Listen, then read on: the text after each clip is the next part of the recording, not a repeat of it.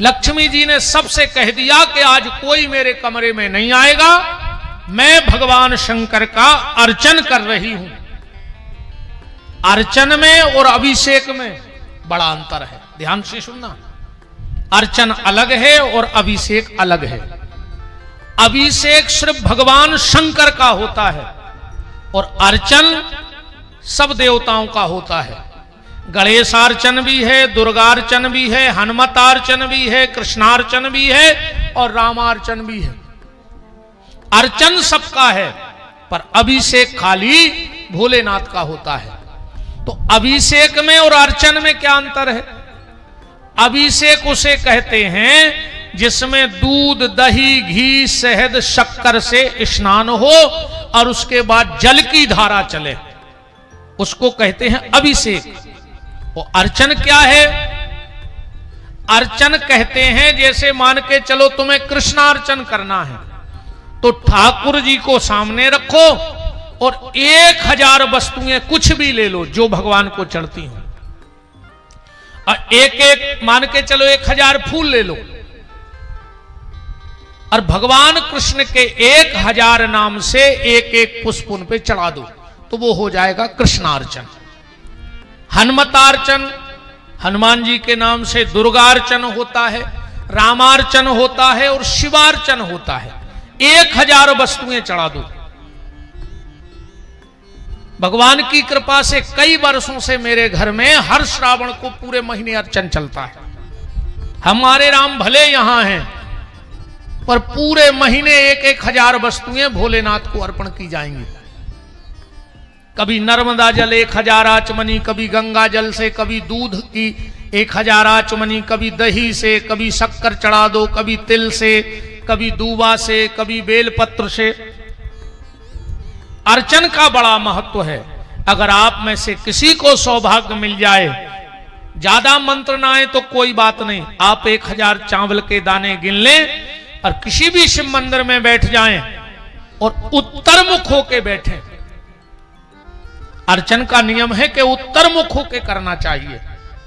तो उत्तर मुख होके बैठ जाओ, एक एक चावल का दाना उठाओ, ओम नमः शिवाय, ओम नमः शिवाय, ओम नमः शिवाय, ऐसा 1000 बार चावल चढ़ा के देख लो, तुम्हें भगवान शिव की कृपा का आनंद मिल जाएगा।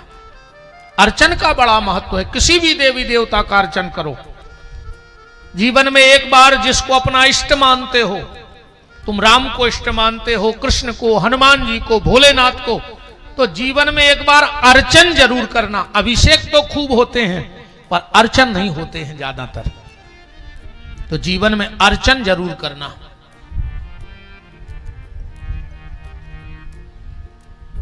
तो लक्ष्मी जी अर्चन करने के लिए बैठी भगवान शिव का। 1000 नारियल चढ़ाने थे, 1000 नारियल गिन के रख लिए। अब भगवान शिव की माया शिव जाने, 999 नारियल बचे, एक नारियल कहां चला गया वो तो भोलेनाथ जाने। अब तो साहब लक्ष्मी जी घबरा गई कि आसन से उठ नहीं सकते, क्योंकि पति की कसम खा के बैठे हैं 3 बार विष्णु। सबसे मना कर दिया कि कोई भीतर आएगा नहीं। अब क्या करें, कैसे फल चढ़ाएं भगवान शिव को? तो जब माता लक्ष्मी को कोई रास्ता ना सूझा तो बगल में खडक पड़ी थी, माता लक्ष्मी ने अपना स्तन काट के भगवान शंकर की पिंडी पे चढ़ा दिया। और जो अपना स्तन काट के शिव पिंडी पे चढ़ाया, भगवान शिव प्रकट हो गए और उस स्तन को ले जाकर के कैलाश की मिट्टी में रख दिया और उसी से बेल के वृक्ष की उत्पत्ति हुई है। बोलो वृंदावन बिहारी लाल की। अब प्रमाण के लिए बिल्व महत्व पढ़ लेना और श्री सूत्र पढ़ लेना। मैंने बिल्कुल पढ़ के आपको बताया है कि लक्ष्मी के स्तन से बेल के वृक्ष की उत्पत्ति हुई है। अब भगवान शिव को बिलपत्र कैसे चढ़ाना चाहिए? हम लोग मंदिर में जाके सीधा बेलपत्र पिंडी पे रखते हैं कि नहीं रखते? जबकि कभी भी भगवान शिव को सीधा बेलपत्र पिंडी पे नहीं रखना चाहिए। और कभी भी सीधा जल भगवान शंकर के ऊपर नहीं चढ़ाना चाहिए। क्यों? क्योंकि इसी ग्रंथ में लिखा है कि भगवान शिव की जो पिंडी है उसके ऊपर मूल में चंड का वास है, चंड का।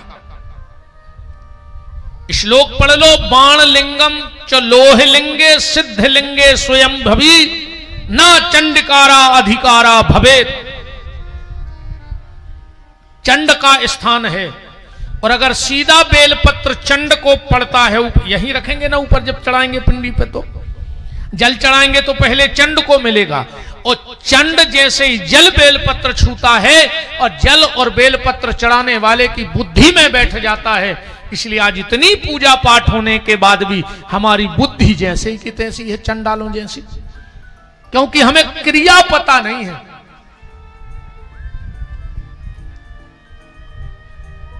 बेलपत्र मैं बता रहा हूं ऐसे चढ़ा के देखना, और जल ऐसे चढ़ाना।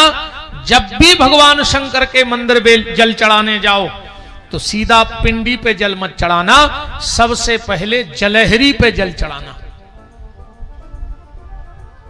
और 3 बार जल चढ़ाना, चाहे 2-2 बूंद जल जलहरी पे चढ़ाना। और जो साथ में पूजन सामग्री को सिंदूर जरूर ले जाना। पहले जलहरी पे 3 बार जल चढ़ा के 3 बार सिंदूर लगाना जलहरी पे, अब फिर इसके बाद उस लोटे से जल भगवान शंकर को चढ़ाना चाहिए, क्योंकि हर चीज की क्रिया है। देखो, एक गोली रोग ठीक करती है, पर सब गोली अच्छी थोड़ी होती है। भाई कहूं सेल पास की गोली हो और तुमने खा ली कि गोली तो गोली है, मार जाओ कि नहीं मार जाओ। और सेल पास की गोली में तो टेम लग, कहूं 315 की हो, गोली तो गोली आए नहीं है, गोली तो गोली है।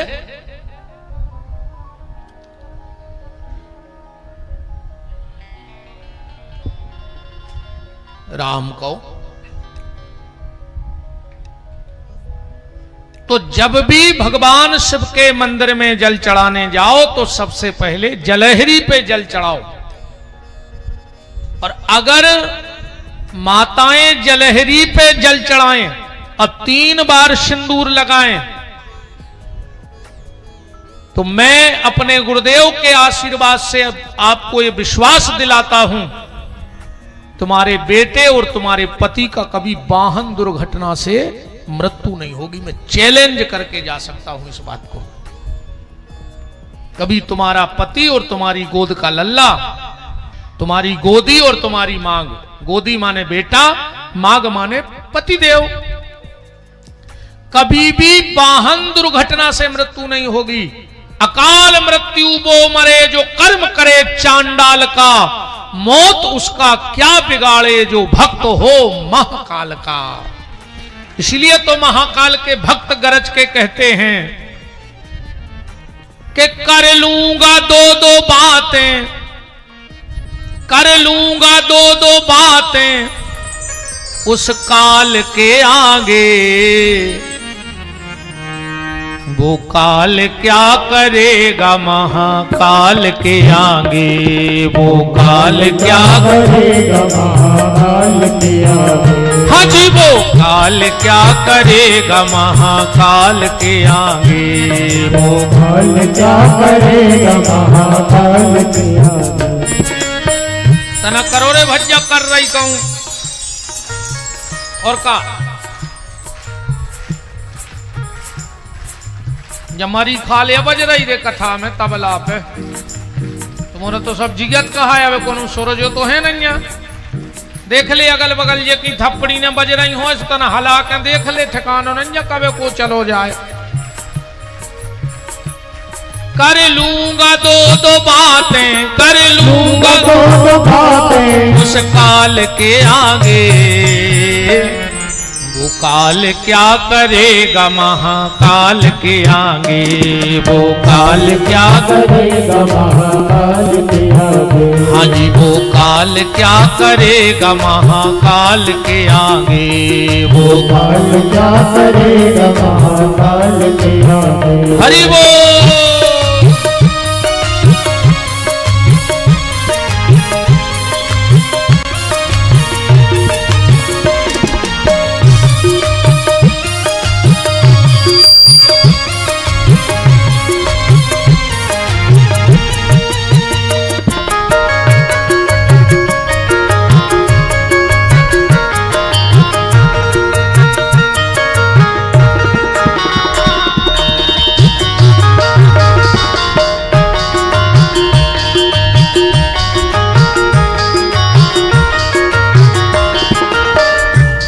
जलवा है भोलेनाथ का देवों के हैं अवसर, हज देवों के अवसर, हज देवों के अवसर।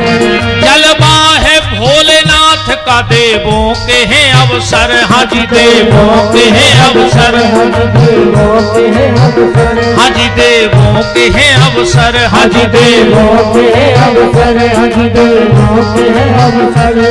बैठे हैं समाधि में जपते हैं वो हर हर, हज जपते हैं वो हरि हर, हज जपते हैं वो हर हर, हज जपते हैं हरि हर। जपते हैं हरि हर। और चम चम चमकता चंद्रमा, चम चम चमकता चंद्रमा से वो भाल के आगे। दोनों हाथ उठाओ।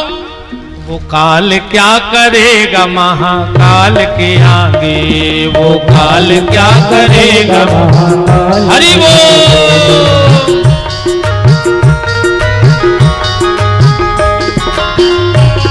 बम बम भोले।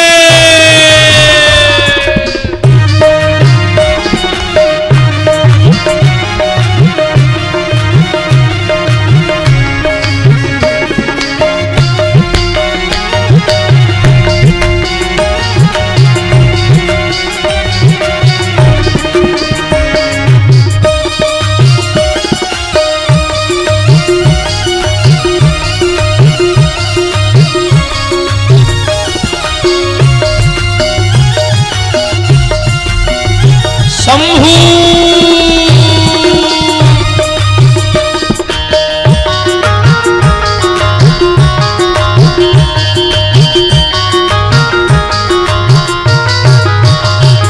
कर लूंगा दो दो बातें, कर लूंगा कर लूंगा दो दो बातें, कर लूंगा दो दो बातें। उस काल के आगे।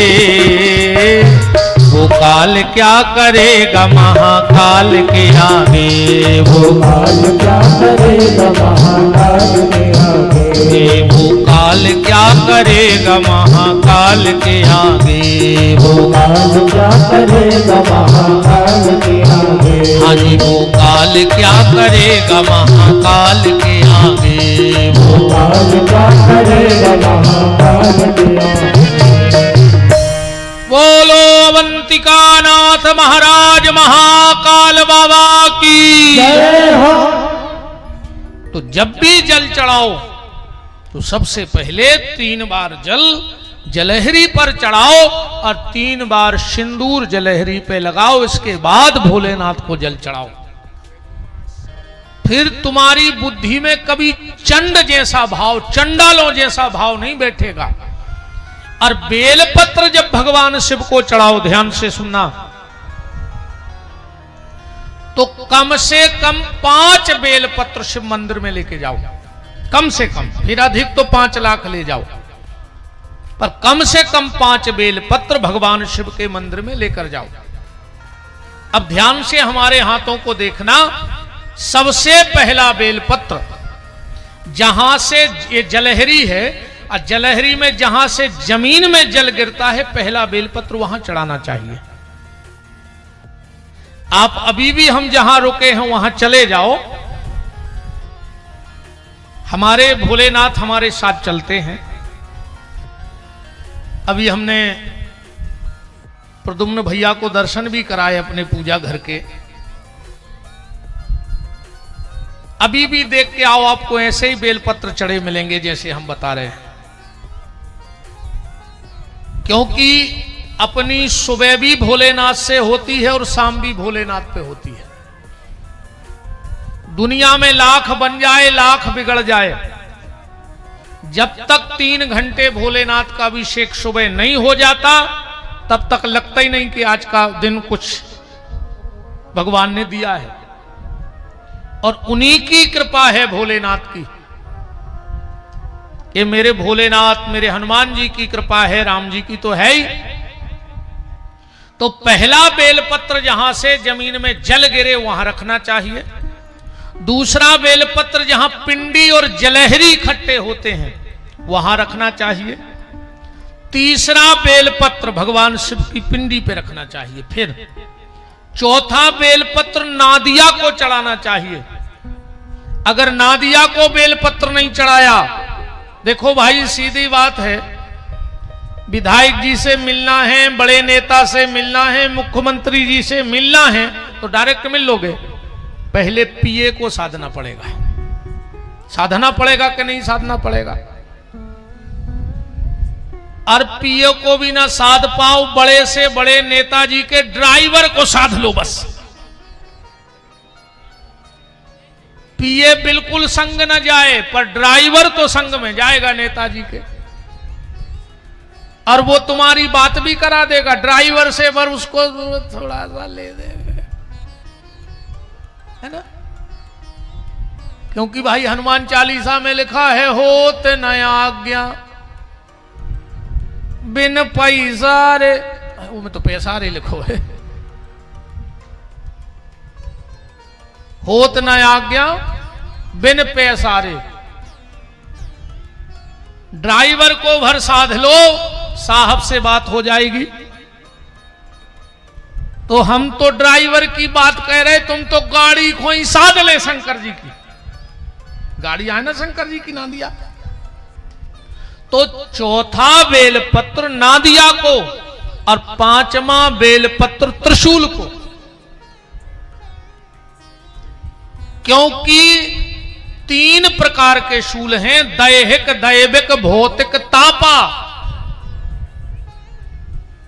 भगवान शिव के हाथ में तीनों बंधन में है। त्रिशूल माने 3 प्रकार के ताप। गोस्वामी जी ने भी लिखा, तुलसी यह तन खेत है, मन क्रम वचन। ये 3 ताप हैं, मन क्रम और वचन। तुलसी यह तन खेत है, मन क्रम वचन किसान, और पाप पुण्य 2 बीज हैं, सो बोवे चतुर सुजान। त्रिशूल पे बेलपत्र चढ़ाओ। भगवान शिव को बेलपत्र चढ़ाने का अलग अलग नियम है। सुबह अगर तुम शिवाराधना करते हो तो तुम्हारा भक्ति में मन लगेगा। अगर दोपहर में तुम शिव जी की पूजा करते हो तो तुम्हारा धन बढ़ेगा। और घर में अगर अशांति है तो शाम को शिव जी की पूजा करो, तुम्हारे घर में शांति रहेगी। हम आपको एक टाइम दे रहे हैं,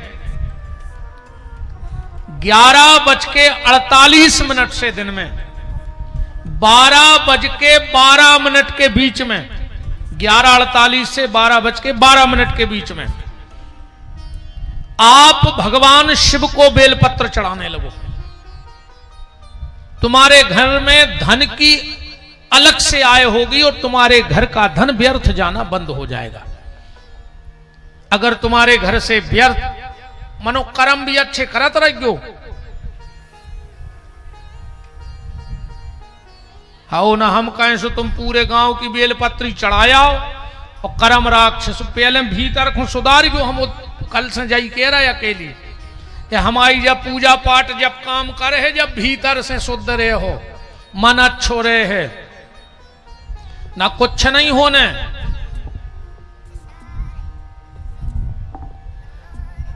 11:48 से 12:12 के बीच में बेलपत्र में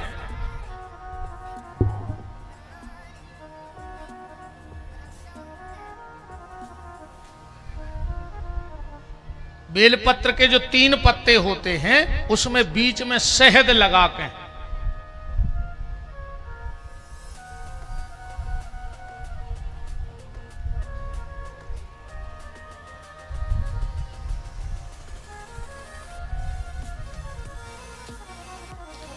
ये बेलपत्र है।